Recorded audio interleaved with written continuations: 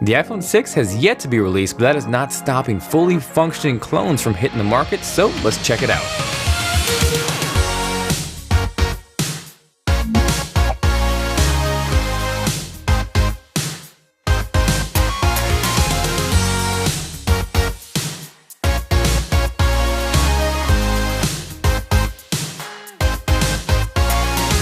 Hey guys, Jonathan here with TLD. Hope you guys are doing well. I am back with a very interesting unboxing to say the least. As many of you guys are aware, we're still about a month, maybe two away from the release of Apple's upcoming iPhone 6, but right here in front of me, I have a fully functional iPhone 6 clone that even says iPhone 6 right smack on the box. Just gotta give it a little shake and bake because this box is fighting me on getting it open, but I really found this interesting because if anybody has seen my good buddy Michael's The Detroit Borgs unboxing, his actually came in an iPhone 5 box, so I was pretty surprised when I saw iPhone 6 stamped on the side. So taking a look at the back, you can see it's very consistent in terms of what we've seen so far compared against the dummy mock-ups that leaked earlier this year. The big difference here being obviously it turns on and it functions. So because of those similarities and a few production parts that have leaked recently, I think it's fairly safe to say that this is essentially what the iPhone 6 will look like, give or take. I also just received a handful of iPhone 6 cases from Spigen, which may or may not add credibility to the whole leak and mock-up design, but regardless, if you guys are interested in checking those out, let me know by hitting that like button.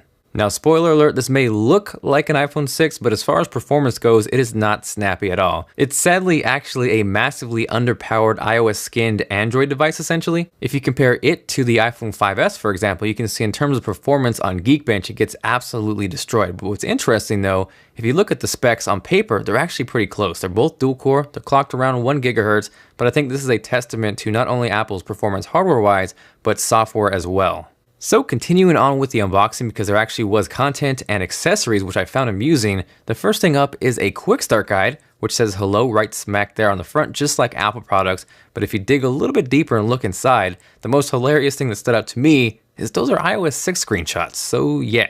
Next up, and I'm willing to bet these aren't authentic, probably less earpods and more white color stereo bass headphone mic volume control remote earphone earpods headset for iPhone, but nevertheless, at least alongside your iPhone 6 clone, you get iPhone 6 earpod clones. Following that, we have the USB wall charger hanging out there wrapped up all nicely and such. This really isn't anything too spectacular, but at the very least, you can charge your iPhone 6 clone. Next up after that is the USB wall charger's PIC, the faux lightning cable, and alongside that is the SIM ejection tool. Now obviously I'm not going to bank on the lightning cable being authentic either, but at the very least it was still pretty cool that they included the entire package like you would get with an iPhone. So now that we've blasted through the unboxing portion, we can dive in and dig a little bit deeper into the clone. I think obviously the biggest noticeable difference aside from the screen size increase is the complete aesthetic change from the iPhone 5S. No longer on the back side will we see those glass portions on the top and the bottom like the iPhone 5S. That will be replaced by what I would assume to be aluminum by the final production model. That is kind of sectioned off by the dual line design on the top and the bottom where presumably the antennas would go, but I think that kind of makes the iPhone 6 design look eerily similar to the HTC One M8, and if you agree or disagree, let me know with a comment down below. One thing I do want to point out that I do not like, and it's been consistent across the dummy mock-ups, is the fact that the camera on the back side of the iPhone 6 clone pops up. So to me, that would make it very vulnerable to scratches, something similar to the iPod Touch. I know it's probably going to be sapphire coated, but at the very least, why would you want to increase chances of damaging one of the most important pieces on your phone? You can also see different aside from the iPhone 5S, the Apple logo on the iPhone 6 clone is actually indented and recessed in there, much like we saw on the iPad mini with Retina display and iPad Air. Now another big difference between these two is the actual power and sleep wake button. On the iPhone 5S, it's located on the top right hand side, whereas the iPhone 6 clone that is located on the actual right side above the SIM card tray. Now because the iPhone 6 will presumably feature a larger 4.7-inch display, I think the power button movement makes sense on a device like this. The volume rockers also look like they're getting some sort of makeover. On the iPhone 5S, we have those classic circle Apple volume rockers up and down, but on the iPhone 6 clone, those look very similar to what we see on the iPod Touch again. Now as far as whether I like them, dislike them, I'm kind of neutral, but I definitely say the increased size makes them a little bit easier to hit. So like I said previously, this is a fully functional device, but one big difference between this and the real upcoming iPhone 6 is there is no fingerprint Touch ID reader on this clone. So that of course on this device means you are limited to swiping to unlock your phone. Now when I said this thing was not a performer, I meant it. It is extremely, almost laughable laggy, and I almost want to go out kind of your average consumer style and go kind of bring this to people out in public and kind of get their feelings on how it performs, maybe even see if they notice the apparent lag compared to a current iPhone or even an Android device. And if that's something you want to see, definitely let me know.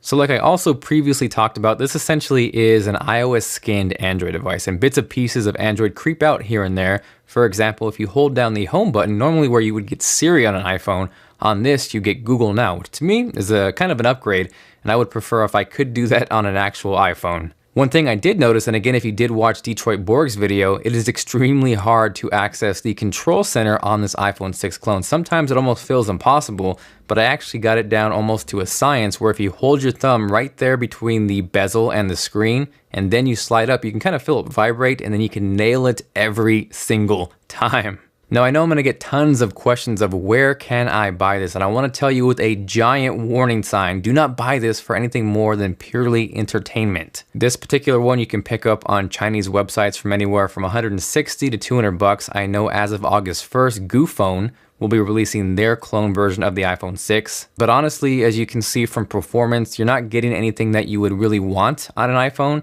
and at this price for a little bit more, you can get a Nexus 5.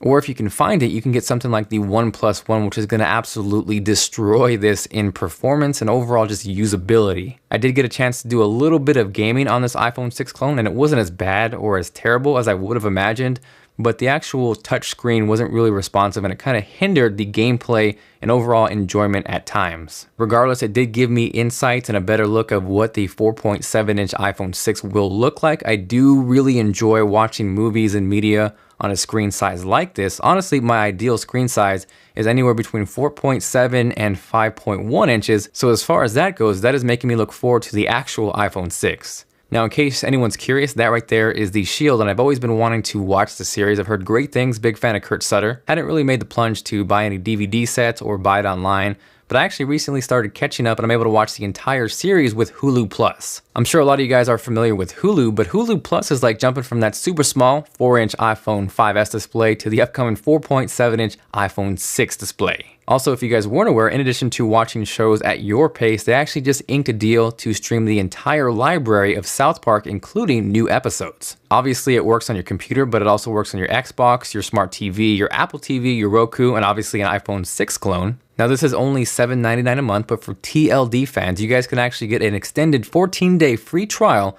by heading over to huluplus.com/TLD. By using that link, it helps the channel out. You guys get an awesome deal and everybody wins. So hopefully you guys enjoyed the video. If you did and you are feeling like being awesome, make sure to hit that like button. It is much appreciated. And of course, in return, you get a virtual high five at your face. After seeing this, are you excited or not excited for the upcoming iPhone 6? Let me know with a comment down below. If you guys have any questions, of course, drop me a line. I do try to reply to as many YouTube comments as possible, but it does get a little bit messy.